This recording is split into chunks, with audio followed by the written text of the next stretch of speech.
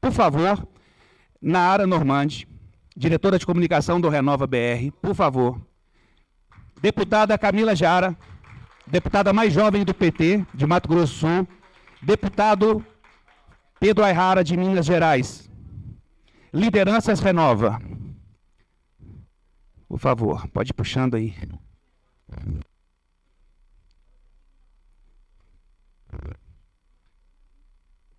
E mais uma também. Mas... Sejam bem-vindos. Correria da votação? Isso. Só em cabine, né? Não tinha. Pessoal, então, eu vou convidar das boas-vindas e por ter aceito o convite, a Nara, né, em nome do Renova BR, ela vai falar sobre os novos projetos do Renova, a linha da democracia. É um projeto sensacional. Eu acho que quase todos vocês aqui já ouviram falar, conhecem, mas eu acho que conhecer um pouco mais sobre como funciona o Renova, o processo seletivo que está aberto, etc., é muito bom. E aqui na prática, lideranças Renova eleitas depois de passar por uma formação, né? Então são dois políticos que não é só rede social, a gente estava num debate aqui sobre redes sociais, mas que as redes sociais certamente ajudaram a potencializar a eleição deles, mas participaram do processo formativo dentro de uma escola chamada Renova. Nara, fica à vontade, muito obrigado. Se apresente o Renova e fique à vontade para conversar com os nossos convidados. Obrigado. Obrigada, Fred. Obrigada pelo convite aqui em nome de todo o time do Renova. É um prazer estar aqui, entendendo essa plateia qualificada, assessores, representantes, lideranças políticas também. Temos alguns vereadores, alguns prefeitos por aqui, do Brasil inteiro. Legal, tem... Cadê de Salvador ali? Eu já moro em Salvador 2 anos, então temos nosso Nordeste aqui também. E eu acho que até dessa deixa regional, para a gente começar a falar do Renova, primeiro eu queria saber, todo mundo sabe quem é o Renova, não conhece o Renova? Quem conhece o Renova, por favor, levanta a mão para ver se eu estou trabalhando direito ou eu tenho que melhorar meu trabalho. Eu tenho que melhorar muito meu trabalho ainda, né? Acho que tem que ser a sala inteira. Bom, gente, bom dia. Meu nome é Nara, eu sou diretora de comunicação do Renova BR. O Renova é uma escola de formação de lideranças políticas. Então, o nosso trabalho é selecionar e formar pessoas que querem ser candidatos, que querem colocar o nome à disposição para trabalhar aí por todos os brasileiros. A gente existe desde 2017, já formamos mais de 2.000 lideranças no Brasil, 2 delas aqui maravilhosas comigo. Participamos ativamente das eleições de 2018, então alguns nomes como a Tabata Amaral, senador Alessandro Vieira, deputado federal Felipe Rigoni, deputado federal Vinícius Poit, que também, ex-deputados, né, também alguns, que também foi mencionado aqui hoje também. E 2020 tivemos Camila, não sei se ela nem lembra, mas na Sala São Paulo, recebendo a premiação do Renovar o Brasil. Camila foi nossa aluna em 2019, na turma para o ciclo municipal do Renova. E chegamos ano passado, em 2022, e tivemos aí 18 lideranças eleitas, tanto para as Assembleias Legislativas e aqui para o Congresso Nacional. Eu acho que falar do Renova é falar de democracia. A gente, de todo o contexto político aqui, é uma defesa da democracia. A gente existe e a gente se consolida dentro desse papel democrático, formando novas lideranças. A gente acredita que essas lideranças políticas, elas precisam receber cada vez mais qualificação, estarem cada vez mais preparadas com dados e evidências. Aí vocês vão dizer, beleza, Nara, o que é que o Renova faz? Então a gente faz aí um grande processo seletivo, a gente abre inscrições. O Ayrara chegou para a gente em 2021, sendo nosso aluno, ficou aí com a gente de 2021 até 2022, fazendo o nosso curso. Então, a gente abre um grande processo seletivo no Brasil inteiro, dentro dos limites que a gente pode. A gente é uma ONG, apesar de muitas pessoas não terem essa informação, pelo alcance do Renova, pela marca do Renova, pelo trabalho que a gente conseguiu consolidar em apenas 5 anos. Mas a gente é uma ONG e a gente tenta chegar no maior número possível de pessoas que desejam se candidatar, que desejam se preparar. Uma vez que essas pessoas são aprovadas, elas passam a ser alunos do Renova. Valeu, Ayrara. Elas passam a ser alunos do Renova e elas passam por formações. Que formações são essas? aulas de comunicação política, aulas de liderança, aulas sobre políticas públicas. Então, o papel da gente é dar ferramentas, é dar instrumentos para que elas tomem as melhores decisões. Aí você vai dizer, beleza, vocês têm algum viés, então, vocês já formaram aí 2.000 pessoas. O Renova é liberal, o Renova é do Partido Novo, o Renova é do PT, o Renova está trabalhando para quem? Eu vou te dizer aqui no palco. A Camila é a deputada federal mais jovem pelo PT, o Aihara é filiado ao Patriota, e vocês vão ver gente do União Brasil, gente do PSD, gente do Podemos, lideranças aí de todos os partidos. Então, hoje, a gente é a maior escola plural democrática. E aí, como a gente está até colocando a campanha aqui em Brasília, o que une a Camila, o Aihara, o Sorrans, o Samuel, é que eles defendem a democracia. Então, eu acho que já apresentei um pouco do Renova. A melhor forma de falar do Renova é apresentar essas histórias. Por isso que é tão importante a presença de Camila e de Aihara aqui. Então, deixo o convite aberto. Se vocês querem ajudar a fortalecer a democracia, se vocês conhecem pessoas que vão se candidatar nos próximos anos, seja para o ciclo municipal ou já daqui se preparando aí aos próximos 4 anos, que indiquem o Renova, passem a conhecer o trabalho da gente. Se vocês defendem a democracia, vocês serão muito bem-vindos. A gente só realmente acredita no diálogo, então, quem for extremista, quem não acredita no diálogo, quem não souber ouvir uma opinião diferente da sua e avançar com isso, então, realmente, o espaço não é o Renova.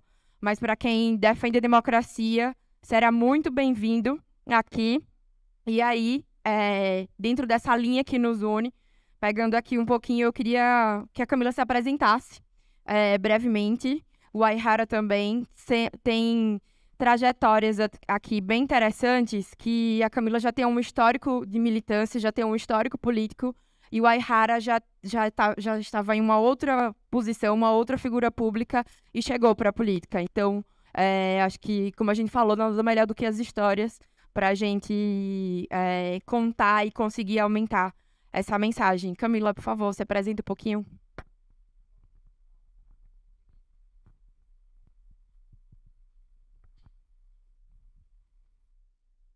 Bom, pessoal, primeiro, bom dia.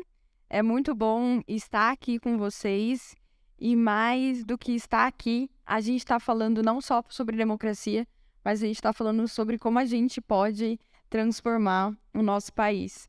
E eu sei o quão é importante estar aí, porque durante muito tempo eu fiquei aí, foi assim que eu conheci o Renova, tentando me qualificar, tentando entender um pouco mais e saber como a gente pode se conectar com as pessoas. Meu nome é Camila, eu tenho 27 anos e, infelizmente, eu sou a única mulher eleita pelo Mato Grosso do Sul. E isso representa muita coisa e fala do lugar e do estado onde eu vim. Como a Lara já falou, eu conheço a política desde muito cedo, pessoal. E é muito cedo mesmo, assim. A primeira foto minha fazendo campanha eu tinha 1 ano de idade. Porque eu sou filha de militantes. Minha avó era uma liderança de bairro que se juntou com outras mulheres para conseguir as melhorias que elas precisavam no dia a dia, para conseguir creche, para conseguir médico na unidade básica de saúde. Então, ela se encontrou levar essa militância dela para o Partido dos Trabalhadores. E meus pais se conheceram no movimento estudantil em uma manifestação. E é por isso que eu tenho esse viés ligado com a política. Mas 2 lições que eles me ensinaram foram fundamentais. Que a política existe para melhorar a vida das pessoas e que a política existe para transformar realidades. E se ela não está cumprindo nenhum desses papéis, é o momento da gente se levantar e lutar para que ela consiga realizar esse papel na vida das pessoas. Então, aprendendo isso, entendendo isso desde muito nova, eu soube que a gente ia mudar o mundo, mas a gente precisava mudar o mundo através da política. Antes, eu achava que a gente ia fazer isso.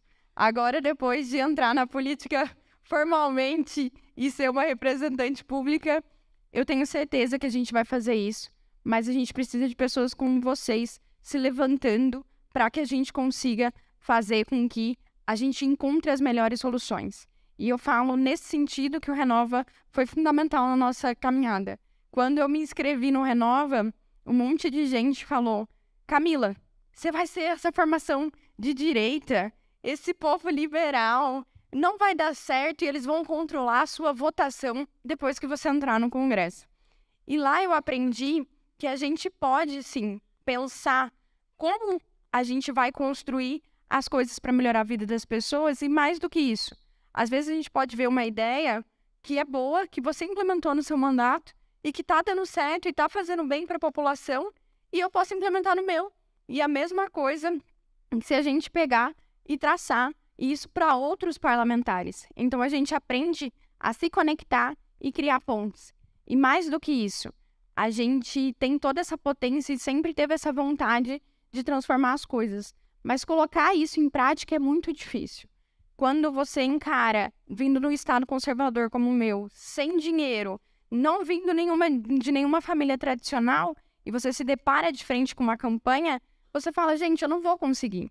Eu sou cientista social e faço pesquisa política no meu estado. A média que um vereador gasta lá para se eleger por campanha é R$1 milhão. Então, para mim, era impossível ter uma mulher como eu ocupando um espaço de poder, podendo decidir e podendo impactar positivamente na sociedade. E o Renova deu, então, essas ferramentas para que a gente conseguisse se conectar com as pessoas, encontrar mais pessoas que tinham esse mesmo objetivo e deu métodos para a gente conseguir organizar a campanha, estruturar as coisas e ir para a rua.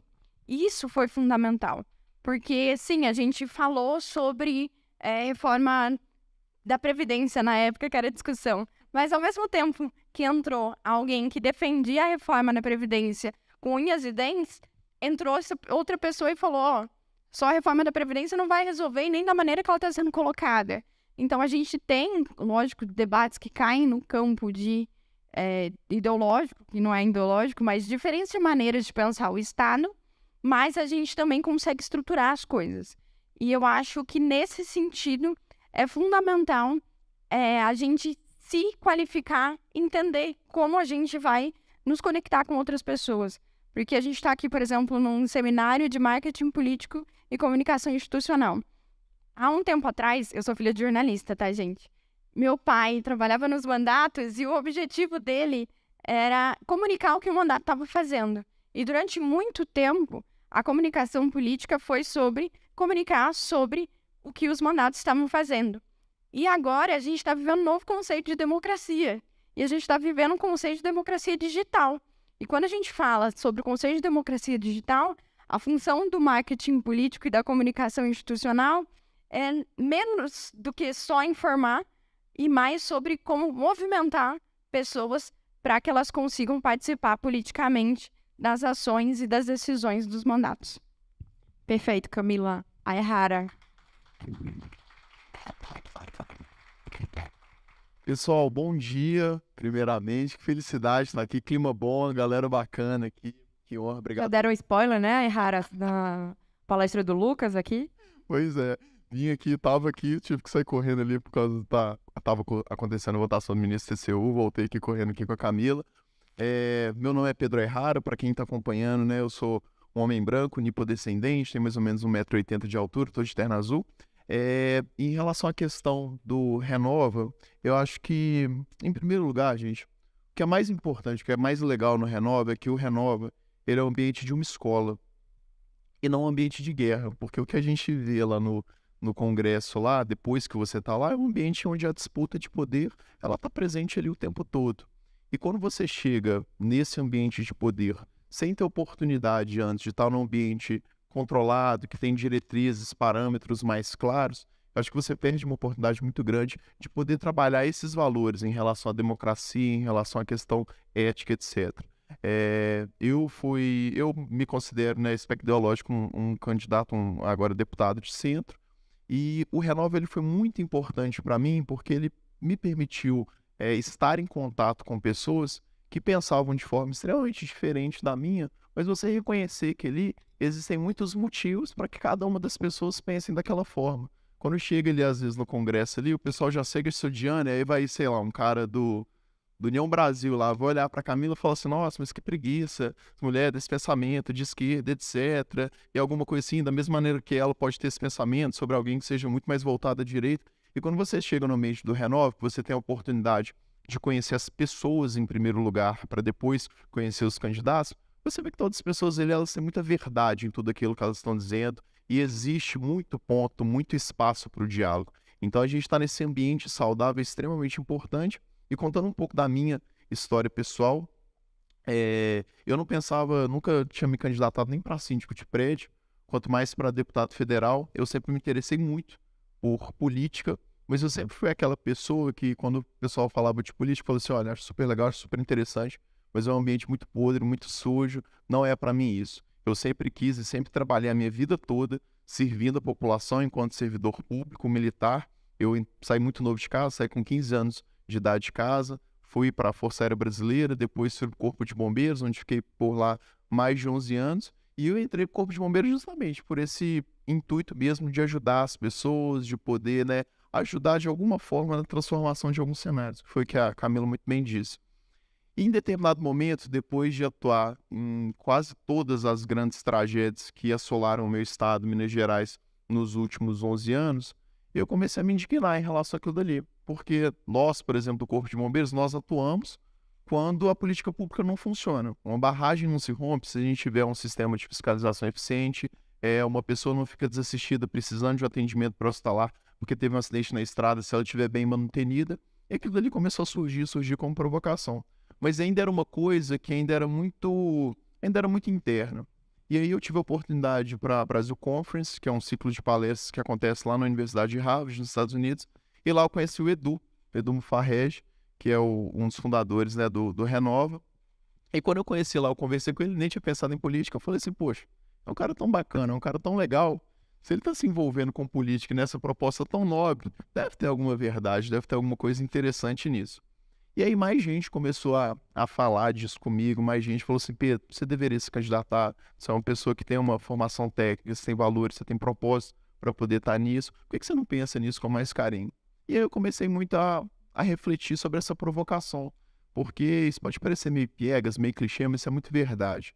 Se não formos nós a pegarmos as rédeas do nosso país e construir, né, esses jogos de poder de uma forma séria, de uma forma transparente, de uma forma com diálogo, a gente vai continuar refém das pessoas, né, jurássicas que estão aí, jurássicas em termos de modo de pensar. E aí a gente vai continuar sendo aquela pessoa que reclama, mas não faz parte da mudança, né, faz parte do problema. E aí eu fui pro Renova e eu sou muito sincero em dizer que se não fosse o Renova eu não teria saído candidato, então sou eternamente grato todos os dias. Todo mundo do Renova está nas minhas orações, na área, todo mundo, assim, é um time muito bom. E realmente, assim, é um time que se baseia numa questão de ser efetivamente plural e ser efetivamente ético, gente.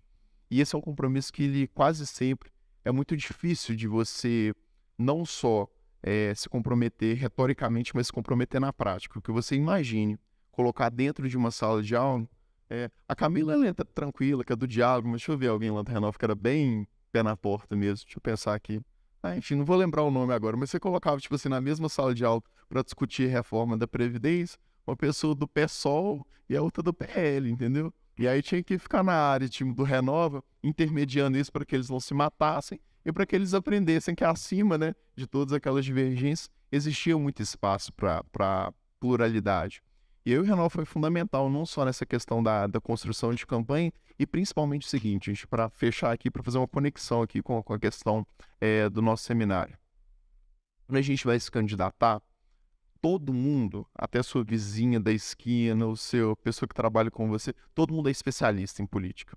E todo mundo tem estratégias que são imbatíveis para fazer você ser eleito. E todo mundo fala assim: não, se você não fizer isso, você não vai ser eleito. Não, porque você tem que fazer isso com a liderança, porque você tem que fazer isso, porque você tem que fazer esse tipo de narrativa. A minha narrativa no meu estado de Minas Gerais foi uma narrativa extremamente complicada. Por quê?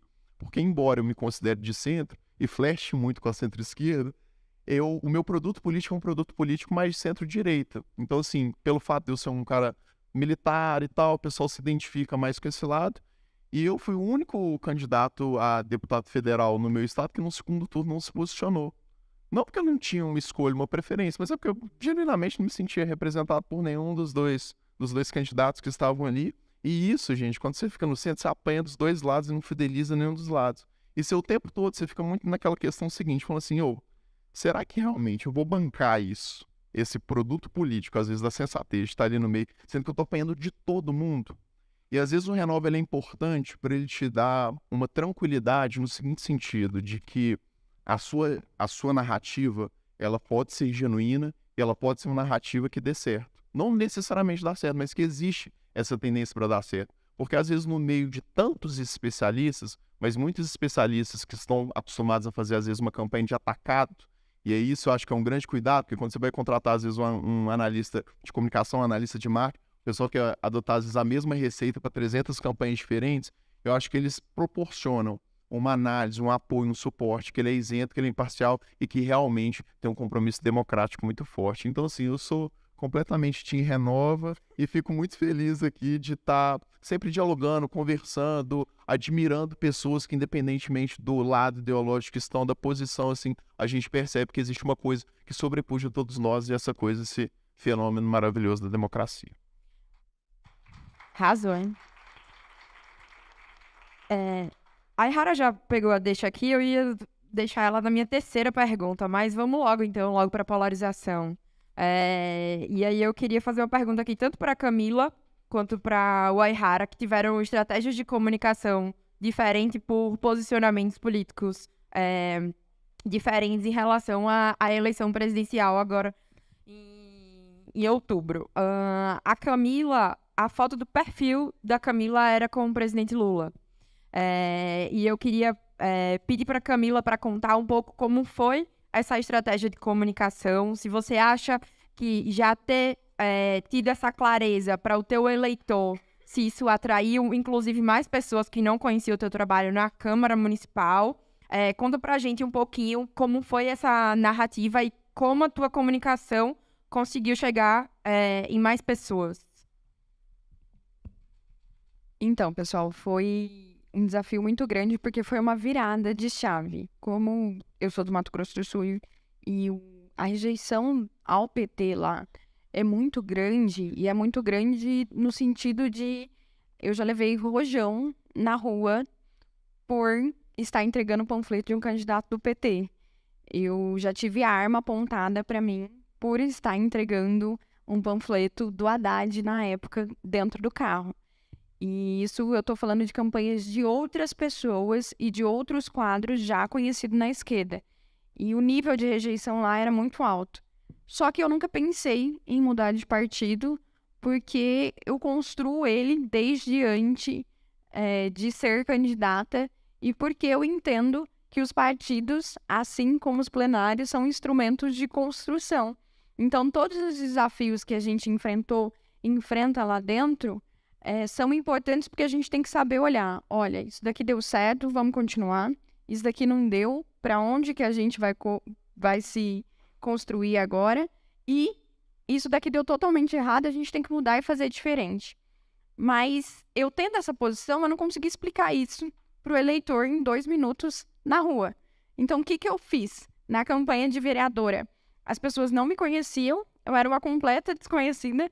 As pessoas me perguntavam na rua se eu estava entregando panfleto de outro candidato e as pessoas não faziam ideia do que estava acontecendo. Então, eu usei o amarelo, usei o roxo. Quando as pessoas me perguntavam qual que é o seu partido, eu falava Partido dos Trabalhadores. Primeiro eu falava o que a gente defendia, para depois eu falar a sigla partidária.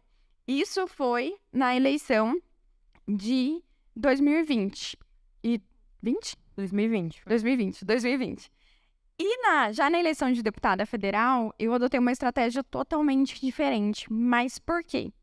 Porque eu já era uma pessoa conhecida, eu viajava para o interior do estado, as pessoas já me identificavam e as pessoas já sabiam qual era a minha marca e qual era o meu trabalho. Então, mesmo eu sendo do PT e apoiando o Lula e tendo na foto do perfil uma foto com Lula, eu tive pessoas que votaram no Bolsonaro e votaram em mim, por exemplo, porque já conheciam o trabalho, já conheciam as bandeiras que a gente defendia, então já tinha uma marca. Só que, para além disso, eu precisava ganhar voto para a legenda do partido. Então, não adiantaria as pessoas votarem só em mim, porque a gente precisava fazer uma segunda cadeira, porque a gente tinha perdido uma segunda cadeira. Então, eu precisava desmistificar na cabeça da população sul-mato-grossense sobre o que era o PT e por que a gente lutava. Então, nós decidimos deliberadamente colar a minha imagem no Lula, naquele momento de eleição, porque eram 2 projetos de país e 2 projetos de país completamente diferentes. São 2 projetos ideais? Talvez não eram os projetos ideais, porque a gente está construindo os projetos ideais que a gente quer discutir. Mas era o que estava sendo colocado naquele momento. Então, a gente decidiu falar sobre o que o PT defende, as nossas bandeiras e o nosso projeto político para o país, mais do que falar sobre candidatos ou sobre pessoas. E aí a gente começou esse processo, então, de colar a minha imagem. Aí meu material já ficou vermelho, a gente já fez adesivo com Lula. E a minha surpresa foi que, nas pesquisas que a gente tinha, o meu eleitorado era um eleitorado jovem, era uma geração que nunca tinha votado no Lula, então nunca tinha votado no PT, e era um eleitorado que não tinha muito contato com a política. E eu achei, inclusive, a gente fez 2 materiais, tá? 2 públicos, porque o candidato, a pessoa que votava no Bolsonaro votava em mim, precisava ter um material também. E aí a gente fez um só com as coisas do PT e sem o Lula. E nesse sentido, a gente viu que o material do Lula teve muito mais saída do que o material sozinha. Então o material sozinha ficou de escanteio e o material com Lula teve muita saída e as pessoas pediam com Lula, e mesmo as pessoas que não votavam no Lula levavam do Lula e não tinham problema nenhum com isso. E aí a gente percebeu qual foi o sucesso da comunicação. Porque mesmo pessoas que não queriam votar no Lula, que não iam votar no Lula, e levavam o material com o Lula pelo trabalho de desmistificação que a gente fez em relação ao PT, em relação ao Lula no estado do Mato Grosso do Sul.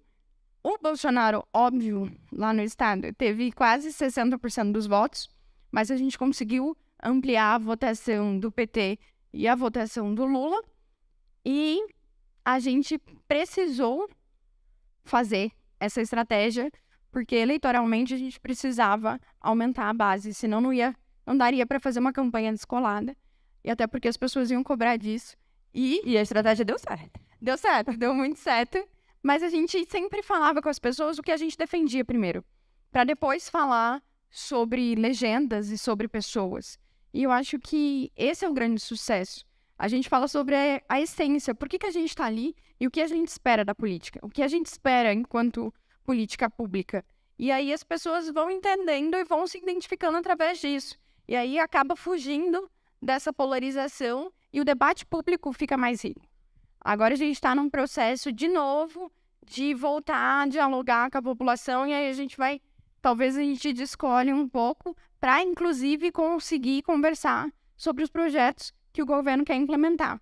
Porque se a gente falar de reforma tributária, que vai ser um tema que vai entrar e a gente vai discutir, se a gente falar sobre reforma tributária nesse fla-flu que tá, a gente não vai conseguir sair do lugar, porque é um tema muito sério, é um tema profundo, é um tema que a gente precisa com que a população entenda sobre isso, para falar com outras pessoas, para a gente conseguir construir a melhor solução para o país.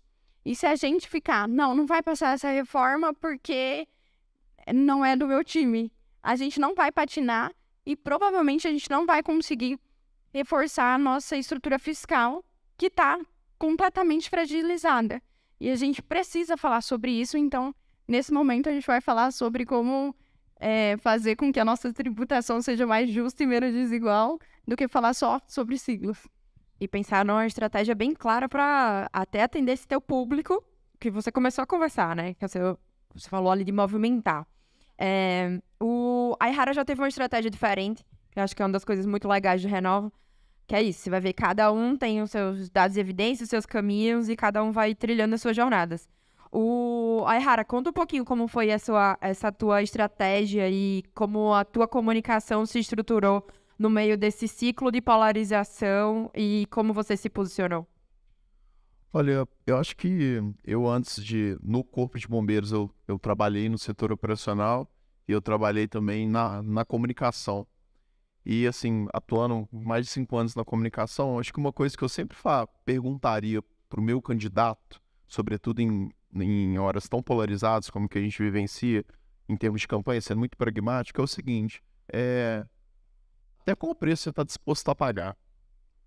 No seguinte sentido, em termos de valores, porque eu, por exemplo, eu sou militar do Corpo de Bombeiros, então naturalmente a gente tem um pensamento que ele vai muito mais à direita.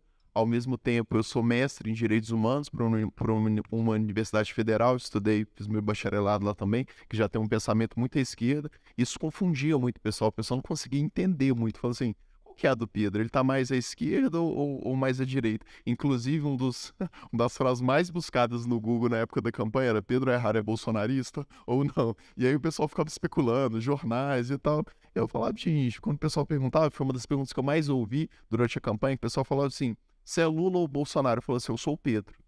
E como Pedro, eu tenho as minhas propostas. A gente tem que entender que a política ela não se resume às eleições majoritárias, embora as pessoas, sobretudo aqui no Brasil, pelo tipo de cultura política, isso vem desde a época portuguesa, que a gente constrói, a gente tende a se concentrar muito foco nas eleições majoritárias. O espaço de construção, de representação das pessoas comuns, como todos nós que estamos aqui, é sobretudo nas eleições proporcionais. Lógico que, assim como a Camila diz, às vezes é muito difícil da gente explicar isso em 2 minutos ali na rua. A pessoa primeiro pergunta, ela já quer ou te abraçar ou te cuspir, dependendo da resposta, né? Isso às vezes é muito difícil. Mas eu percebi, eu falei assim, por quê? Quando você vê a Nara aqui, quando você vê, né, a Camila aqui, o que chama atenção nessas pessoas aqui ou em mim? É a assertividade, a inteligência, a capacidade técnica, é a forma democrática de expor as ideias.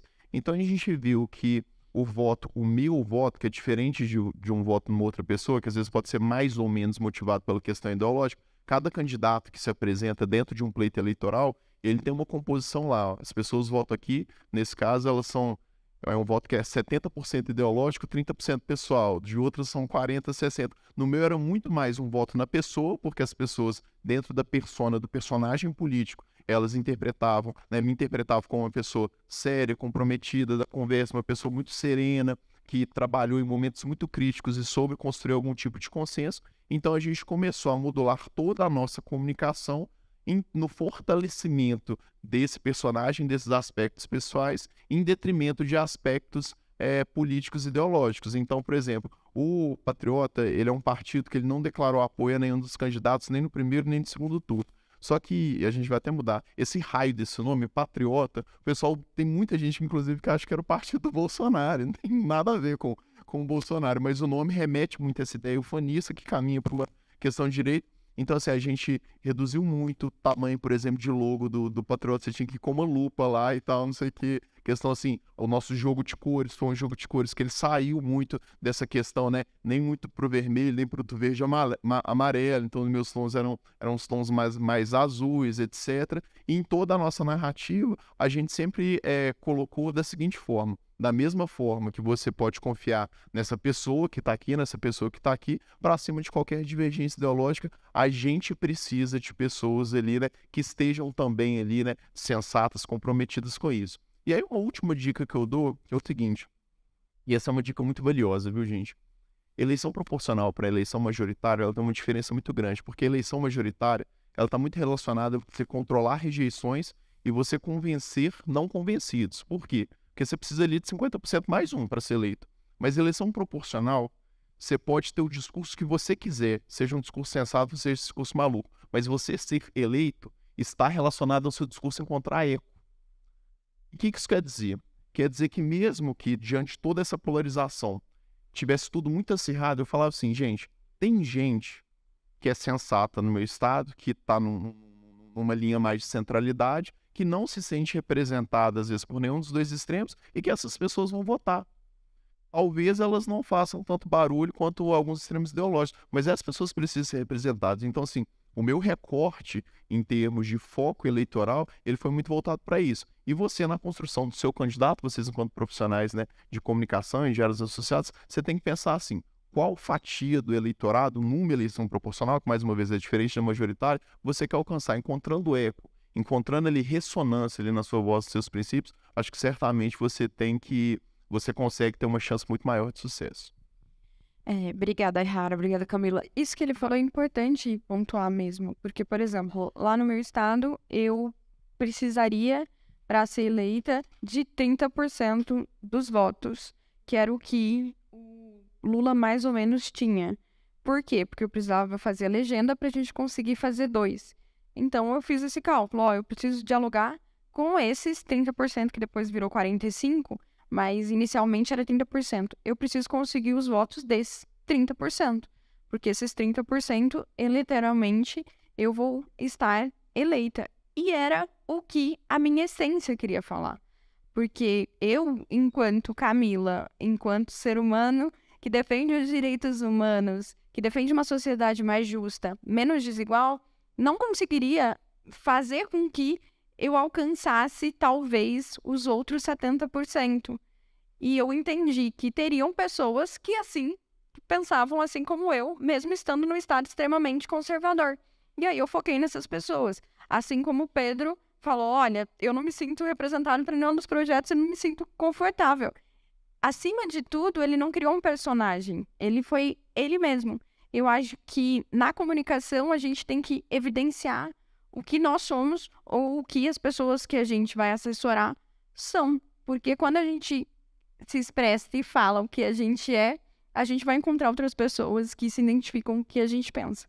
E vai se manter, né? Não vai ser uma onda. Vocês, Política só coerente. vocês continuarão.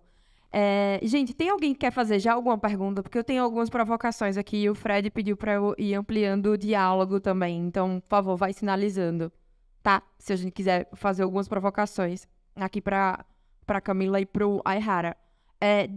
Tem aí? Do registro? Te empresta aqui. Eu queria fazer... Deixa eu fazer só uma, porque aquela eu gosto também. Que eu acho que é um debate super importante. Eu não queria sair de um painel do Renova sem colocar isso na mesa. E eu acho que quando a gente trabalha com comunicação, quando a gente trabalha com política, começando o ano como 2023, a gente não tem como não falar sobre o combate à desinformação. Então, não quero estender um pouco o debate, mas eu acho que uma fala da Camila e do Pedro de como vocês enfrentaram isso na campanha e vocês agora, enquanto parlamentares federais, como é que vocês pensam nesse grande desafio, que para mim é um desafio da democracia. Não é de comunicação, ele está hoje posto na nossa sociedade. Então, se vocês puderem falar um pouquinho sobre isso, eu acho super completo. Gente, infelizmente, eu acho que a gente está até num momento de reconstrução que todos os partidos de esquerda, de direita, de centro estão repensando sobre isso. Eles estão pensando muito, né, sobre os efeitos que são efeitos cruéis mesmo, por causa de fake news, gente. Tem gente que morre, tem gente que é agredida. A gente teve essa questão, acho que um exemplo muito clássico disso, a gente teve essas questões dos ataques e assédios dos 3 poderes, e eles soltaram que uma das pessoas que supostamente aquela pessoa que teria defecado era um funcionário do Banco do Brasil, que nem estava lá não estava nem em Brasília no momento. Então, assim, por problemas como esse, pessoas elas podem perder suas vidas, serem violentadas. Só que o grande problema da fake news é que a fake news ela vende muito bem.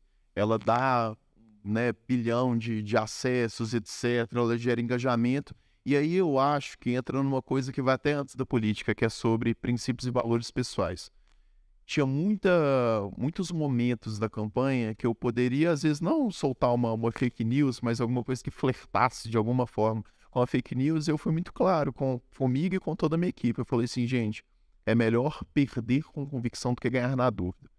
Acho que na política, uma das coisas mais importantes para você saber é onde que está ali a sua linha, que divide realmente aquilo que você acredita da política como é feita. É muito fácil a gente falar sobre democracia, sobre várias questões numa perspectiva retórica, mas às vezes é difícil a gente aplicar isso na prática. E durante todos esses momentos eu falei assim, gente, isso realmente é uma barreira que ela é intransponível. Pedro, eu jamais vou soltar um vídeo que ele não é verdadeiro, soltar uma notícia que não é verdadeira, atacar pessoalmente qualquer pessoa que seja. Eventualmente, aí, Camila, às vezes a gente vai estar numa disputa ali, num assunto ali, só que embate de ideias. E aí eu acho que, assim, que todos nós, e esse é um compromisso que ele é pessoal, ele não é um compromisso profissional nem político, a gente tem que se manter firmes nessa perspectiva de nunca atravessar essa linha. Mesmo, por exemplo, se o seu partido ele está indo para uma linha ali, se o seu grupo político, se os seus apoiadores ali, eles estão às vezes indo para uma linha de fake news, porque como eu disse, isso vende, isso gera engajamento, acho que a gente tem que ser aquela pessoa ali que se levanta, aquela pessoa que fala assim, não, peraí, gente, não dá para ser dessa forma. ou eu tô nesse grupo, ou eu tô nesse partido, ou eu tô aqui nessa campanha aqui dessa forma correta, ou então eu não vou participar. E às vezes isso pode parecer um posicionamento que ele é enfático demais, mas eu acho que em relação a essas situações, a gente não pode jamais perder de vista o nosso compromisso com a verdade. O embate ele tem que ser de 10, não de pessoas. Né? Só pra gente rir um pouquinho, eu fui vítima de uma fake news durante a minha campanha. Eles inventaram que eu tinha uma namorada grávida em São Paulo. E isso, assim, não tem a mínima possibilidade de ser verdade, mesmo porque eu nem vou a São Paulo direito, assim. Se tiver, né, um menino lá, então eu gostaria muito, inclusive, de conhecê-lo. É absurdamente impossível essa questão. E é uma coisa que é muito pesada. Por quê? Porque sua família sofre, sua namorada sofre, as pessoas que estão ali próximas de você sofrem. E quem te conhece sabe que isso é mentira, mas tem muita gente ali que não sabe daquilo dali. Então, assim, e quando as pessoas elas têm a falsa ideia, só para finalizar, que pelo fato de você estar na política, não, você é um homem público, então você está sujeito a isso. Não, peraí, gente. A gente tem um campo, existe a Camila, deputada, a Nara, né, funcionário do Renova, colaboradora, existe o Pedro, deputado, mas existe ali os nossos espaços, que eles são privados, que eles são íntimos, e isso precisa ser respeitado. Então, assim, na nossa atividade profissional, como jornalistas, como comunicadores, eu acho que a gente tem que chegar nesse ponto de pensar o seguinte, olha, isso daqui pode dar uma chuva de likes, mas isso daqui não merece a minha atenção, o meu comprometimento enquanto profissional, porque isso daqui viola meu princípio ético. Para qualquer profissão, acho que o mais importante é a gente ter esses princípios éticos de forma muito clara, de forma muito transparente, para nós e para os outros.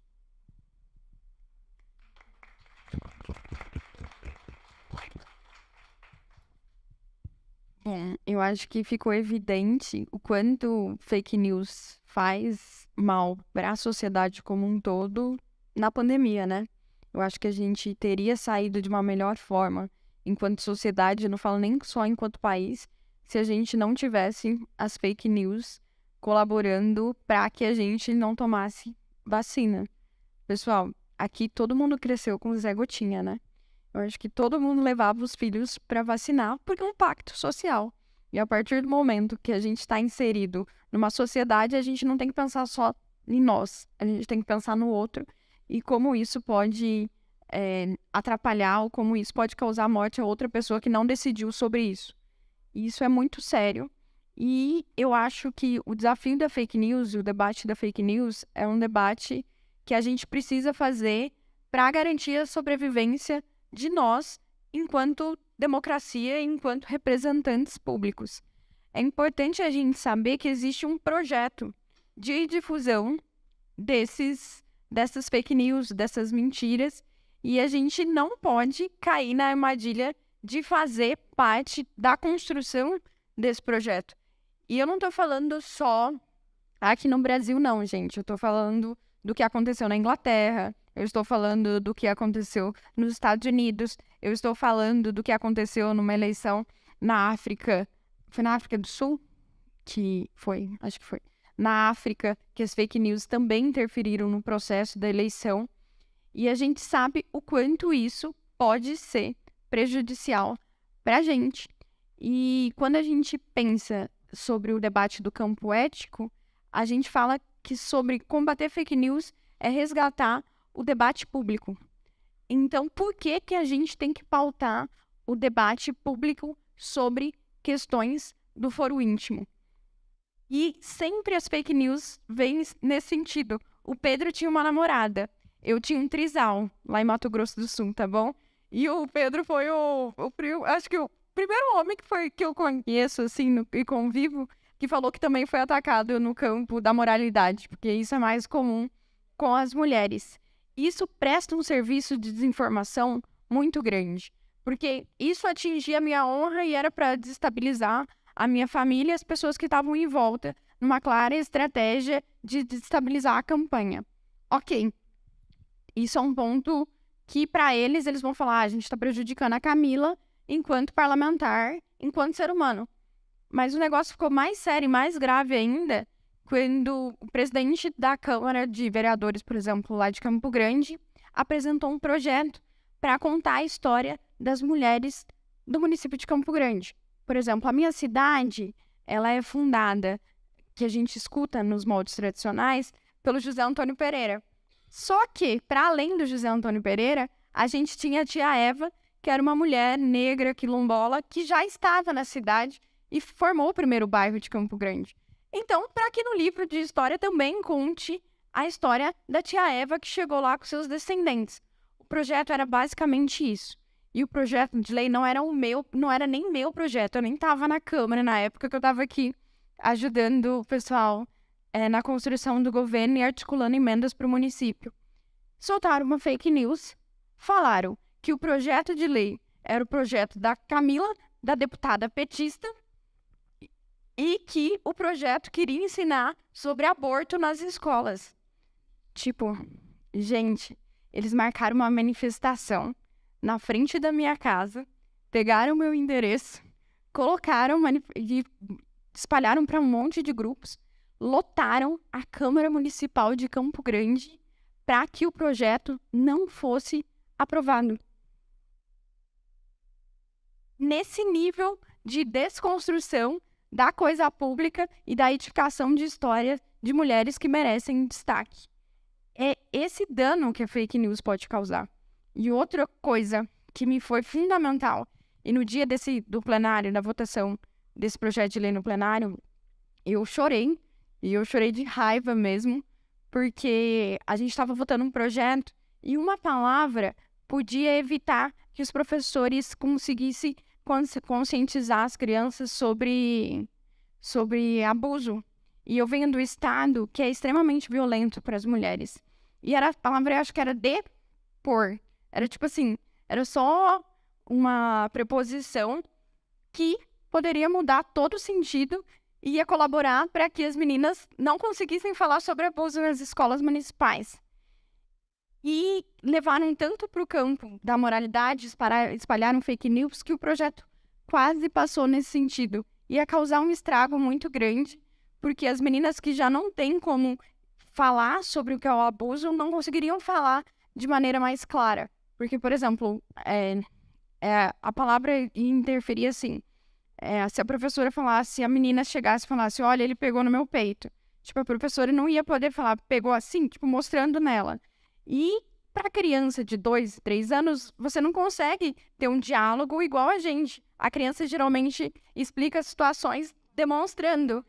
E aí foi um desastre, o projeto quase passou. De última hora a gente conseguiu fazer com que o projeto não passasse. Então a gente está falando sobre desconstrução do debate público. A gente está falando sobre desconstrução de políticas públicas. A gente não está falando sobre um pensamento diferente, ou se é esquerda ou se é direita. E é por isso que a gente precisa fazer com que o debate público volte para o campo de políticas públicas e sobre o campo que nos cabe debater. E se o Pedro tivesse uma namorada lá em São Paulo, o Pedro tem que resolver sobre a namorada dele lá em São Paulo com a família dele, com a namorada dele. Isso não interfere... Não tenho, não, só para deixar bem claro. Isso não interfere no que ele defende enquanto agente público. E a gente está falando sobre o trabalho dele, a gente está falando se ele foi corrupto quando ele foi agir na tragédia de Brumadinho. Não, a gente está falando sobre uma coisa que é privada dele. E aí a gente já tem diversas iniciativas em vários países para ver como que a gente vai lidar com essa fake news, porque ninguém sabe de onde sai, ninguém tem como rastrear, e o que a gente vai fazer? Eu acho que nós, enquanto comunicadores políticos, temos um papel fundamental no combate à desinformação e no combate à fake news. A gente precisa auxiliar a difundir notícias verdadeiras. E a gente precisa explicar para as pessoas como funciona a política. Gente, política é uma coisa muito difícil. É uma coisa que as pessoas vivenciam no dia a dia, mas quem que vai entender sobre tripé macroeconômico? Não vai entender. E a gente precisa, enquanto agentes públicos, desmistificar esses temas para fazer com que a sociedade entenda mais sobre o funcionamento do Estado, sobre o funcionamento de políticas públicas, porque assim a gente vai aumentar o nível de criticidade da sociedade. E é por isso que a gente precisa pautar e explicar as coisas como elas acontecem no setor público para que as pessoas não caiam em fake news. Então, eu acho que o que a gente pode fazer agora, enquanto a gente não tem uma legislação sobre isso, enquanto o mundo está discutindo a fórmula para sair, para se livrar das fake news, a gente pode agir no nosso dia a dia. Não usar nossas redes sociais para desconstruir outra pessoa, mas sempre pautar na desconstrução de ideias, sempre pautar na desconstrução de visões diferentes do que a gente acredita, do que a gente entende que é melhor. E, mais do que isso, explicar sobre como funcionam as coisas.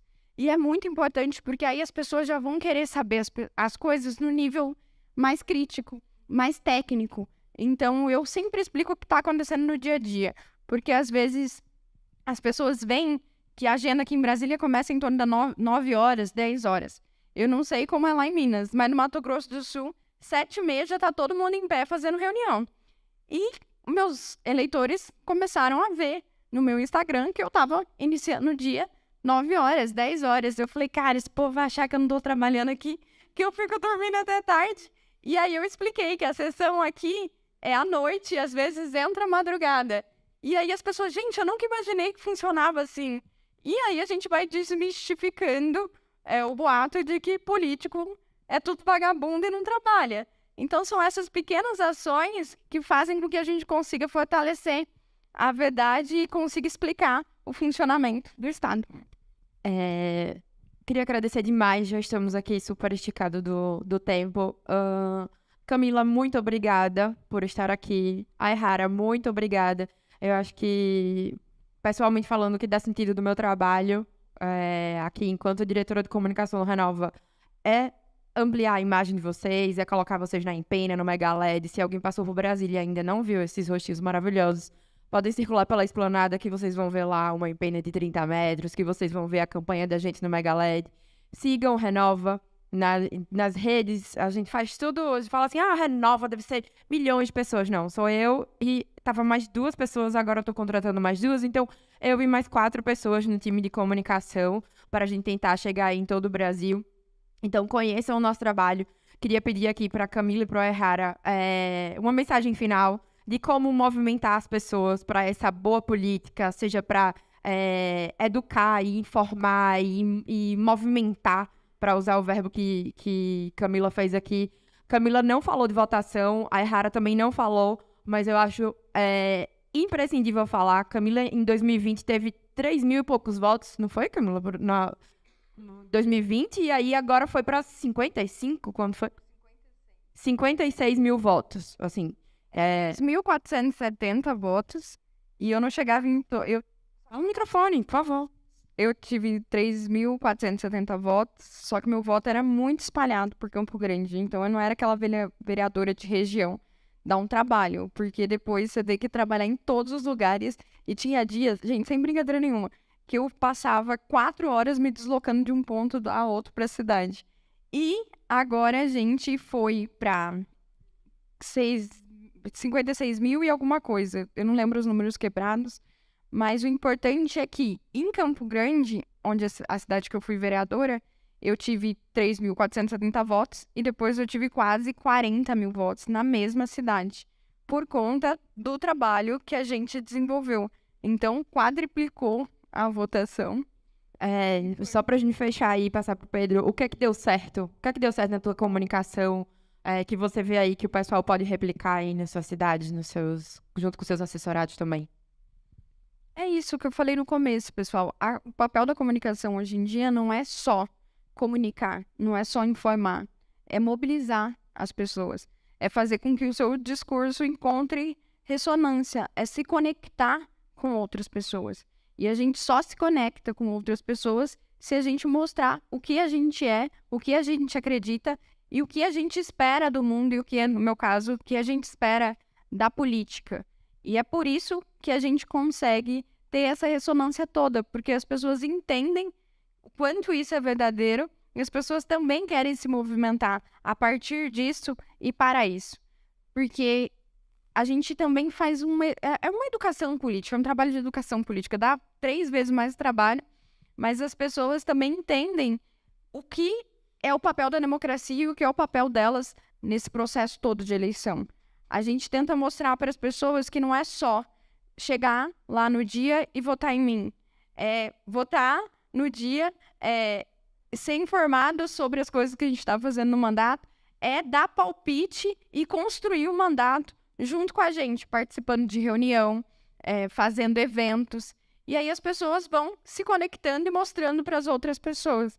Um caso que ficou muito claro para mim, quando a gente fala de internet, as coisas podem ser em gravar um stories, explicar como funciona o projeto de lei, mas quando a gente fala de comunicação mais analógica, eu estava explicando o projeto do Renda Básica, que todos os projetos de lei que a gente implementava eram campanhas políticas gigantes. E eu estava panfletando na rua sobre o Renda Básica. E aí eu falei, a gente está com essa proposta, tramitando na Câmara, não sei o quê. E eu fui nos bairros onde as pessoas seriam beneficiadas do programa, para que elas lutassem e tomassem consciência de que estava sendo debatido isso na cidade. E aí a pessoa chegou para mim e eu expliquei. Aí ele, gostei de você, gostei da sua ideia. Qual que é o seu número? Aí eu falei, não, a gente não está falando sobre número, a gente está falando sobre projeto de lei. Aí ele, está sendo votado na Câmara, eu quero saber mais sobre isso. Eu falei, você não precisa só saber com isso, mas me ajuda a passar com esse projeto. Liga para o vereador tal, manda mensagem, explica como você quer que o Renda Básica seja implementado. E aí as pessoas foram fazendo isso e foram se movimentando politicamente também. No outro caso, a gente estava falando sobre dignidade menstrual, e aí a moradora da rua parou e falou assim, mas já é ano de politicagem? E a gente tem que mostrar que a política está no dia a dia. Perfeito. Por favor, uma salva de palmas para Camila Jara. Pessoal, Aí, Rara. Só Oi. pro Rara fechar? Antes dele, porque os assessores da Camila vão matar a gente aqui da programação. Você tem a agenda agora, a gente já vai liberar a Camila, a gente fica mais um pouquinho com o Pedro e com a Nara aqui, tá? E a gente bate mais um papo, porque, estão lá. Mas, eu tenho que liberar eu quero que esse povo trabalhe lá na Câmara. Eu já Sim. fiz meu papel. Só pra ele finalizar, e vocês finalizam. Isso. Só pra liberar ela, que eles já estão aqui faz uns 20 minutos. Você quer sair agora? Você precisa sair. É porque essas agendas malucas a gente sabe como é que é. Pessoal, primeiro, eu acho que uma mensagem que é muito legal, assim, pra gente levar para todos vocês que são profissionais de comunicação, é porque todos vocês são professores, no seguinte sentido. Quando a gente fala aqui de fake news, dessas questões, esse assessoramento, esse toque de amigo que às vezes vocês vão fazer, no sentido de falar assim, olha, segura a onda em relação a isso daí, não é legal, não é bacana, isso às vezes tem um efeito borboleta que a gente vai mudando a forma de fazer política, às vezes por causa disso. Então, primeiro, vocês têm todo o poder nas mãos para ajudar a gente a transformar a política num espaço mais sério. E segundo, em relação à estratégia de campanha, tem uma frase que eu gosto muito que é a seguinte, é muito difícil odiar de perto. Porque às vezes é muito fácil as pessoas elas criarem uma determinada imagem minha, da Camila, da Nara, de quem quer que seja, e às vezes investir naquilo dali. Mas eu acho que a minha campanha ela deu certo, foram 89.404 votos, sem pré-campanha, numa loucura, minha filiação foi... Sua primeira campanha? Primeira campanha, foi tipo assim, foi muito difícil. E assim, eu falei assim, gente, vamos fazer uma campanha como a gente acredita que a vida deve ser feita. Olho no olho, pedindo, meus dedos da mão, eles descascaram de tanto que eu distribuí panfleto, e às vezes a pessoa podia ser petista, bolsonarista, lulista, o que quer que ela seja. E eu chegava lá, eu me colocava ali à disposição para conversar naquela pessoa, que gasta uma energia enorme, gente. Eu não desejo campanha, não tem ninguém que eu considero como inimigo, mas não desejo, se eu tiver um dia inimigo, uma campanha para inimigo. Mas é uma coisa que é necessária. E quando a gente conseguiu traduzir esse Pedro, que é o que eu acredito, que é a minha verdade, assim, para a comunicação, acho que isso fez sentido. Você pode ser na vida e na política aquilo que você quiser ser, mas é importante que a sua comunicação ela traduza isso. No dia que foi a eleição, e eu tomei muitas decisões difíceis, como eu já falei durante a campanha, em relação ao posicionamento político, etc., apanhando de Deus e do mundo, eu falei assim, gente, se der certo, tá ótimo. A gente sai maior. Se der errado, a gente também sai maior. Eu acho que, assim, o personagem político que cada um de vocês constrói fazer sentido é muito importante. Pô, em termos de comunicação, acho genial o que o Cleitinho faz. Mas, bicho, não é o jeito Pedro de ser, entendeu? E eu não consigo fazer isso, assim, e mais assim, do ponto de vista de habilidade de comunicação, consigo desenrolar aquilo dali, mas não vai fazer sentido com aquilo que tem dentro de mim. E às vezes vai te colocar numa prisão que você vai ficar maluco, é muito fácil ficar maluco ali dentro do Congresso ali. Então, acho que a comunicação, ela tem que, no final das contas, fazer sentido com a sua essência. As pessoas, elas podem concordar ou discordar de você, mas quando elas conseguem ver verdade, quando elas conseguem enxergar algo autêntico, algo genuíno, acho que isso de alguma forma conecta as pessoas. As pessoas falam assim, nossa, esse menino, essa mulher, eles são os infelizes, mas eles vivem a verdade dele. Isso é libertador em termos políticos, em termos pessoais e, logicamente, também em termos eleitorais, porque a gente está ali, né, para conseguir os votos, para conseguir se fazer representar e representar todos os nossos interesses. E, no final das contas, todos nós, quando chegamos em casa, independente da sua posição ideológica, independente do que você acredita, você quer uma escola melhor, um posto de saúde melhor, transporte público funcionando. Se a gente conseguir mudar a nossa forma de fazer política e concentrar naquilo que nós temos de comum, porque o nosso desejo enquanto brasileiros é o mesmo, acho que a gente consegue mudar a forma de se comunicar isso e certamente contribuir para um ambiente de mais paz e de mais boa política. E nesse sentido sou muito grato ao Renova, a Camila, todos vocês que estão aqui por fazer parte desse pacto social em favor aí do crescimento e do desenvolvimento do nosso país.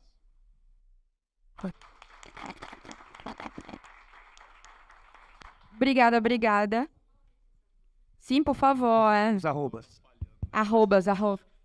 Aí, ó, o marketing não foi bom. O Piro já vai me chamar a atenção. Pessoal, minha rede social é @CamilaJareMS. Não só sigam, mas mandem sugestões. E se vocês falarem, Camila, eu acho que esse projeto de lei aqui vai transformar vidas. Manda pra gente que a gente constrói isso juntos. Muito obrigada, contem comigo e bora trabalhar que a gente tem que transformar esse Brasil. Pode mandar com cópia para mim também. O meu arroba, gente, é @Pedro Aihara. Aihara escreve AIHARA. E qualquer coisa que vocês precisarem, tô lá também no gabinete 323. Como bom gabinete de mineiro, a gente sempre tem café e pão de queijo, então sinta-se à vontade. Serão super bem-vindos lá. Muito obrigado. Valeu, pessoal. Obrigada, gente. Fred, @RenovaBR, renovabr.org. Muito obrigada pela atenção de vocês. E acho que a melhor forma da gente mostrar o nosso trabalho são com esses dois aqui. Valeu, Aihara. Obrigada, viu? Obrigada.